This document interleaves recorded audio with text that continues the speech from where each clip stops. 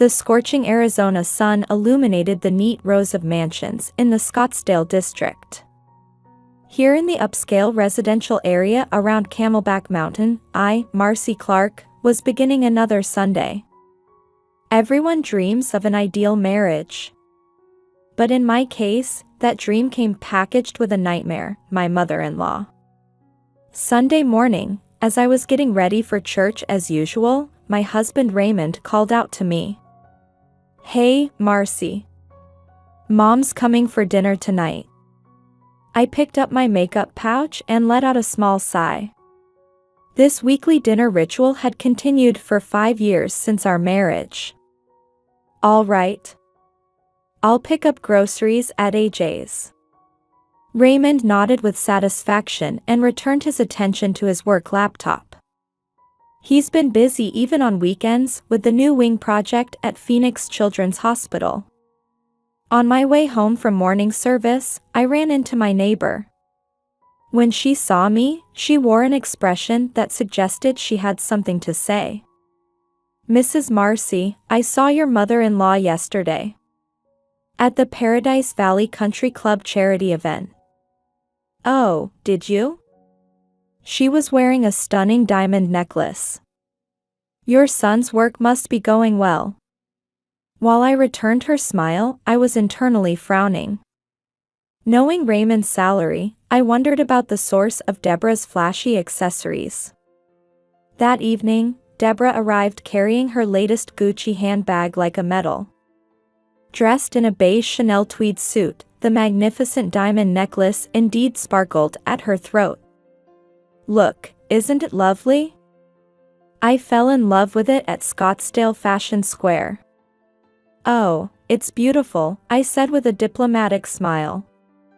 Her recent extravagant purchases felt somehow off. Although she was a former lawyer, she was already retired. During dinner, Deborah suddenly wore a troubled expression. A perfectly calculated look of concern.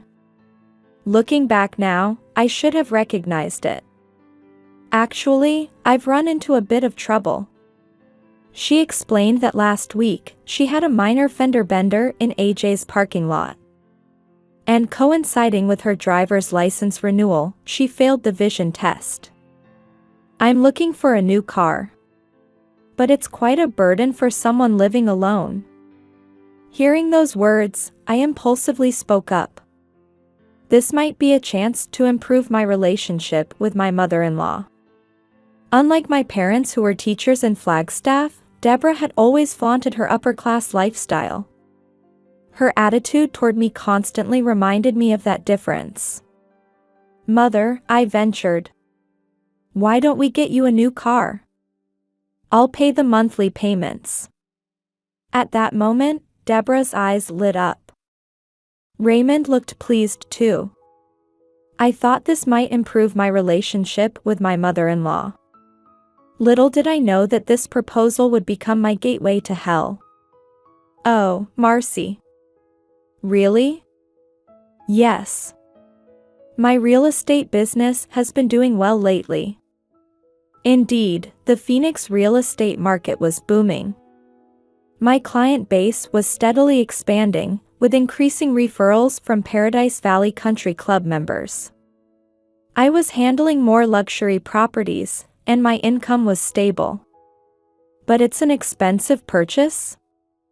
Deborah raised her eyebrows elegantly. "I was considering a Mercedes GLE. A new model would cost around $89,000.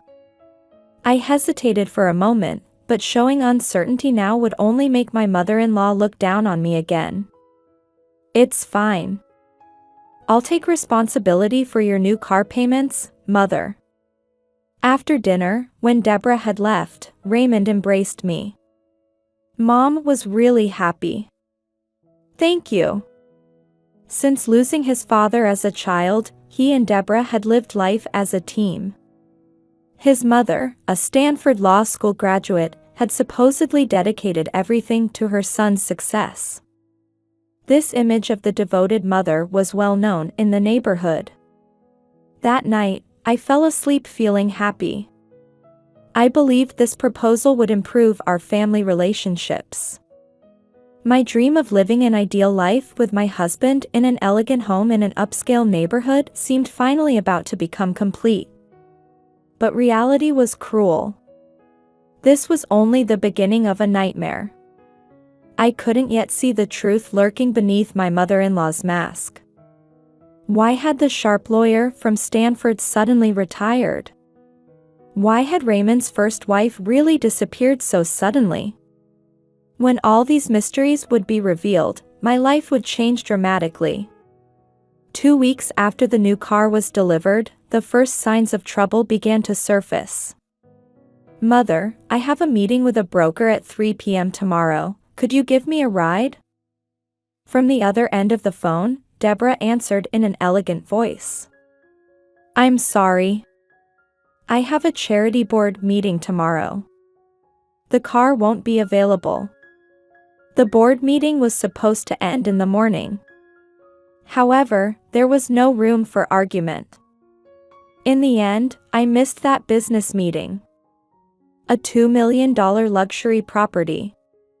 Though I desperately searched for alternative properties to make up for my blunder, the buyer's interest had already waned. That was just the beginning. An important client dinner at Maestro's. 30 minutes before our appointment, a message from Deborah. "I'm not feeling well. Can't use the car today." The monthly $1,200 loan payment was no small amount. Despite this, Deborah's attitude grew more imperious by the day. "Marcy, you're really quite calculating, aren't you?" One day at a homeowners association meeting, Deborah whispered in my ear. "Trying to buy my affection with money. How lower class." Those words froze my heart. When I tried to talk to Raymond about it, he wouldn't hear it. Mom wouldn't say things like that. One scorching afternoon in August, the situation reached a decisive turning point. 15 minutes before an important client meeting, I was desperately calling my mother-in-law. "Please, Mother. If I miss this deal, it will significantly impact my sales goals for the year." "Oh, really?" Deborah's voice rang coldly. "But you see, this car is mine." She gracefully stepped out of the car and looked down at me with her perfectly made-up face. The 2024 Mercedes-Benz GLE reflected the Arizona sunlight dully. "The monthly payments are..." "Who do you think you are just because you're paying the loan?" Deborah's voice changed. "Do you think someone of your class should even touch this car?" I instinctively moved toward the car. That's when it happened. The engine roared, tires screeched. Sharp pain shot through my right leg. Before I could scream, I collapsed onto the asphalt. I'll never forget my mother-in-law's expression in the rearview mirror. With an icy smile, she pressed the accelerator. "Mother, why?" Through pain and tears distorting my vision, I tried to stand up, kneeling on the ground. The agony shooting from my ankle made me collapse again.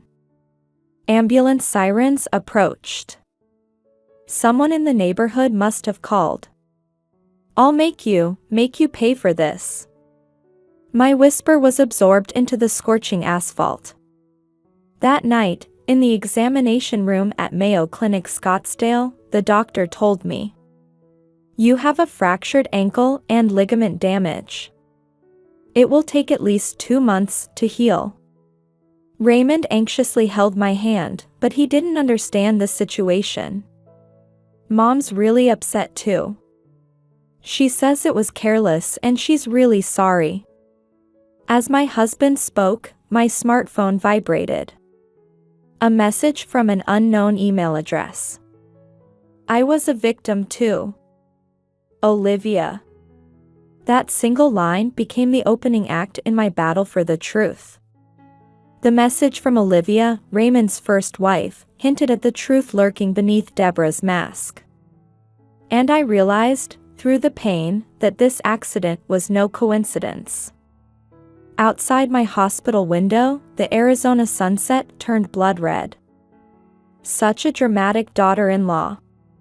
After my discharge, I gritted my teeth at the neighborhood gossip.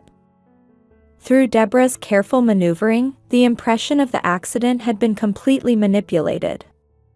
Taking pain medication prescribed from Mayo Clinic, I opened my laptop. In my home study late at night, my days of pursuing the truth began. I read Olivia's email again. "Marcy, I learned about you from the Phoenix Real Estate Association newsletter. When I realized you were Raymond's new wife, I shuddered. Deborah had found new prey. 5 years ago, I went through the same thing you did. Can we meet? We can't let there be any more victims. Olivia." I replied immediately, "Can we meet at Starbucks tomorrow?" The next day, I made my way to the meeting place on crutches. Olivia turned out to be an even more intellectual woman than I had imagined. Actually, I was thinking of reporting this to the police. Olivia's testimony was shocking. 5 years ago, Olivia worked at a major accounting firm in Phoenix. Her married life with Raymond was going well. But Deborah's interference threw everything into chaos. She spread rumors of an affair at my workplace. No evidence, just slander. But clients started leaving one after another. Adding insult to injury, anonymous accusations were sent to the small company run by Olivia's parents. Tax audits came, loans were stopped, my parents had to close the business. Deborah's methods were clever. She left no direct evidence, everything took the form of rumors and anonymous accusations. She just told Raymond Olivia suddenly left. He probably still doesn't know the real reason, does he? After returning home, I began a new investigation. First, I started looking for the source of Deborah's flashy lifestyle. Stanford Law School database, Bar Association records, court documents. As I investigated through the night, strange points emerged. Why did she suddenly retire from being a successful lawyer? The answer lay among a mountain of collection notices from financial institutions. I discovered the existence of debts totaling $5 million. Casino debts, failed real estate investments, and luxury purchases. Her reputation as a prudent lawyer was completely false. More shocking discoveries followed. Checking my real estate office database, I found suspicious records. Over the past few months, important deals had been canceled one after another. The pattern was strikingly similar to what Olivia had experienced. No way. As I continued my investigation, horrifying facts came to light. Deborah had been systematically slandering me to my clients. Marcy is a fraud.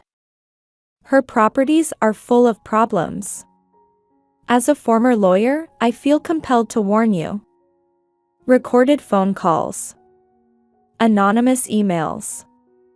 Cleverly orchestrated reputation destruction. But the decisive evidence was even more serious. Late at night, among documents stored in the office safe, an unbelievable document emerged. It was a copy of a loan agreement using my and Raymond's house as collateral without authorization. Deborah's signature was definitely there. This is a serious crime. My hands trembled. This discovery went beyond mere family discord. It was clearly criminal and required legal action. That night, I emailed Olivia again. Olivia, I have the evidence. Will you fight with me? The reply came immediately. Of course. We can't let her make any more victims. I'll introduce you to my lawyer tomorrow. From my study window, I could see Camelback Mountain's peak.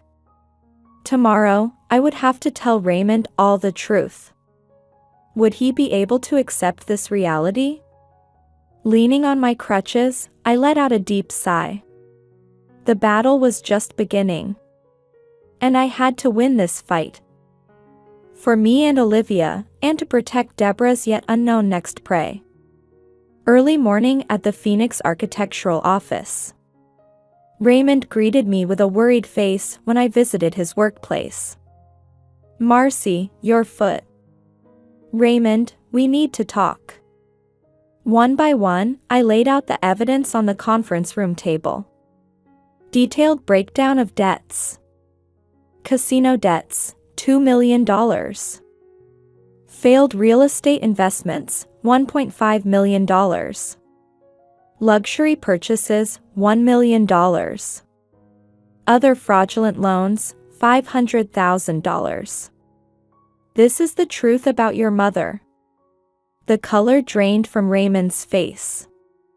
But this was just the prologue. And look at this. I showed him the unauthorized mortgage documents for our home. Raymond's hands trembled. "Mom did this?"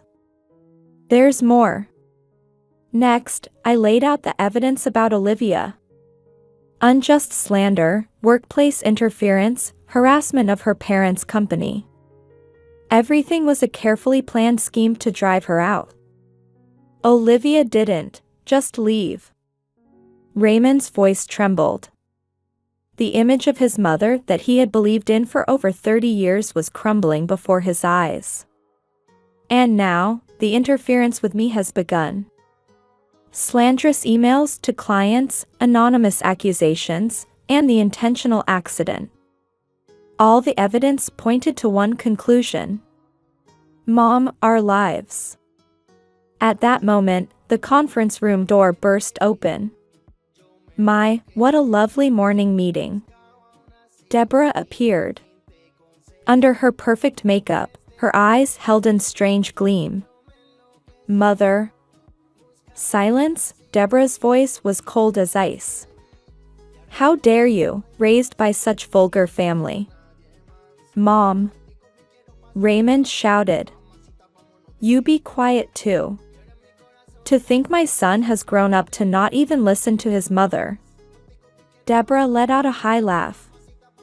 The mask had completely fallen away. "That's right, everything went according to plan. I was going to take everything from you, this house, the work, everything." "Why?" Raymond's voice shook. "To think my son would be stolen by such a lower-class woman." Deborah pointed at me. Olivia was the same. To think a son with a Stanford graduate mother would marry someone from a mere public university.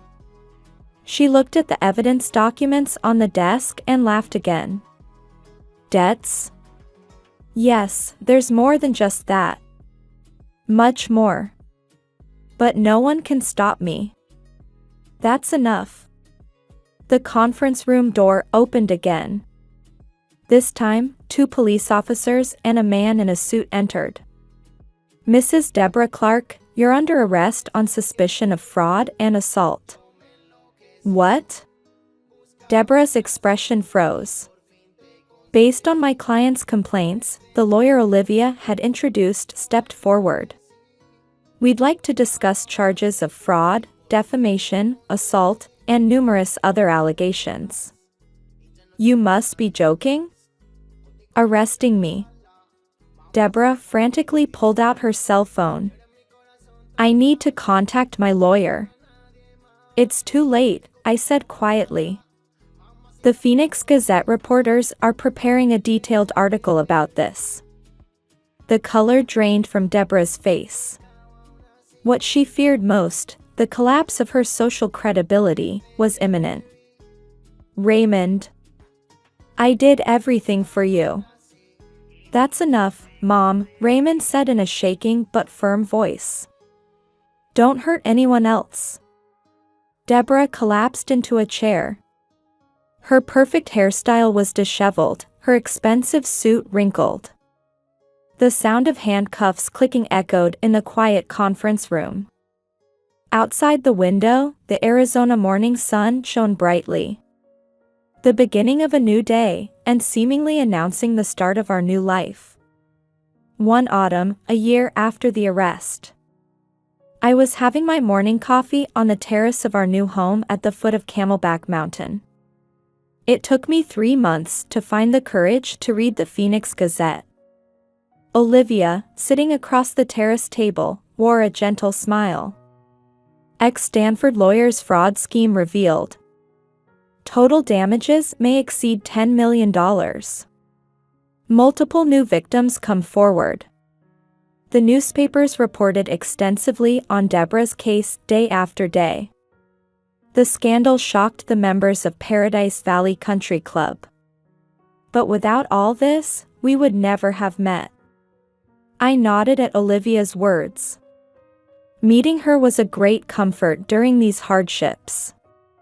After Deborah's arrest, we established a victims support group. At monthly meetings, we hear new victims' stories. Numerous tragedies woven behind a luxurious lifestyle. What was the final total of the debts? It's still under investigation, but at least $12 million. Olivia looked at her documents. Casino, real estate investments, luxury goods, but the largest portion was money borrowed from victims. Raymond came out from the living room. His expression was vastly different from a year ago. "Good morning, Olivia." He greeted her in a calm voice. After his mother's mask fell away, Raymond spent long days in self-reflection. "Hi, Raymond. Court today?" "Yes." "Mom's sentencing." The prosecution sought 15 years imprisonment. Until the end, she continued to justify her actions. "I only thought of my son. I just wanted to protect him from women who weren't worthy of our social status." Her words during the trial drew sighs from the gallery. "Ma'am, there's contact from a new client." The maid brought my cell phone. After the turmoil with Deborah, my real estate business took a temporary hit. However, as the truth came to light, trust actually deepened.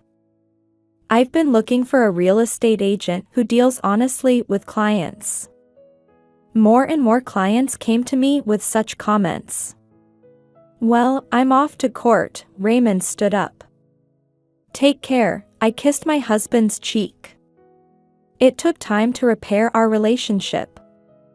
But now, we're bound by stronger ties than before. I wonder how many people will come to next week's victims meeting. Olivia changed the subject. "We're already over 20. But I'm sure there are still others who can't speak up yet." The victims group had become more than just a place for recovery. It was becoming known throughout Phoenix as a sanctuary for people suffering in similar situations. "Marcy, look." Olivia pointed to the garden. The newly planted rose bush had small buds. New shoots showing definite vitality, enduring Arizona's scorching heat. "I guess this is what a new life feels like," I said, gazing into my coffee cup. "Yes. Gentle, but strong." Olivia nodded. "Raymond." I called out to my husband. "After the sentencing, shall we stop by Mayo Clinic?" "Huh? I think we need to prepare for adding to our family." A big smile spread across Raymond's face. The morning sun streamed onto the terrace, making the rose buds glisten. A new morning. New hope. And the beginning of a new family. Dreams sometimes lie next to nightmares. But now I truly believe that when you face the truth and overcome it, genuine happiness awaits.